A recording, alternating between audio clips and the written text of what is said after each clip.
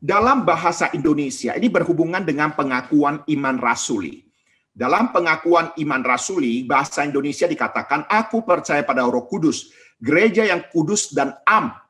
Sedangkan dalam bahasa Inggrisnya, I believe in the Holy Spirit, the Holy Catholic Church. Ya, nah ini kalau kita perhatikan baik-baik, di bahasa Indonesia dikatakan am, tetapi di dalam bahasa Inggris disebutkan sebagai the Holy Catholic Church. Ya, mengapa dalam Inggris ada kata Catholic? Kalau diterjemahkan mentah, the Holy Catholic Church itu gereja Katolik yang kudus. Begitu Pak. Terima kasih Pak. Ya. Sebenarnya dulu waktu saya remaja, saya juga heran. Kenapa ada pengakuan iman rasuli, aku percaya pada Roh Kudus, gereja yang kudus dan am. Ya, semula saya ngerti am itu wihara gitu loh. Ya, itu juga sama dengan kita. Ya, kadang-kadang kita juga heran kenapa gereja juga percaya gereja yang kudus dan am gitu ya. Ya, karena di dalam ketidaktahuan kita. Ya, nggak apa-apa, kita sama-sama belajar. Nah, ini berbicara tentang pengakuan iman rasuli. Kita perlu mengetahui apa artinya am. Kenapa disebut juga sebagai Katolik. Nah, kita coba perhatikan.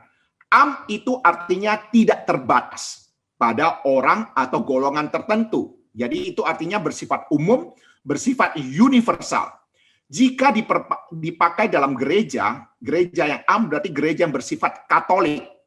Atau bermakna segenap orang percaya pada Yesus Kristus di seluruh dunia sepanjang masa tanpa memandang denominasi. Jadi sebenarnya kata am, kata Katolik itu artinya sama, yaitu universal, umum. Oleh sebab itu, biasanya di dalam pengakuan iman rasuli, kita katakan demikian.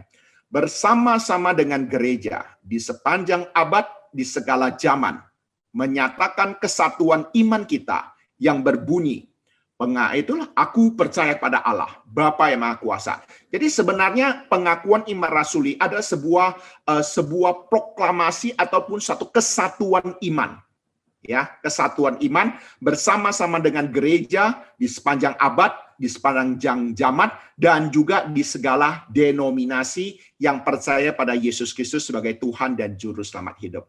Nah, jadi pemahaman gereja yang kudus dan am itu menunjukkan sebuah universal, bahwa Yesus datang ke dalam dunia, gereja adalah bagian untuk semua orang, di sepanjang abad, di sepanjang zaman, dan kepada segala suku, bangsa, dan bahasa. Ya, jadi pemahaman am di sana dikenal juga sebagai Katolik, yang berarti universal. Jadi pemahaman Katolik itu bukan gereja Katolik, ya, tetapi kita bisa mempergunakan kata Katolik itu atau am ini sebagai wujud pemahaman secara universal.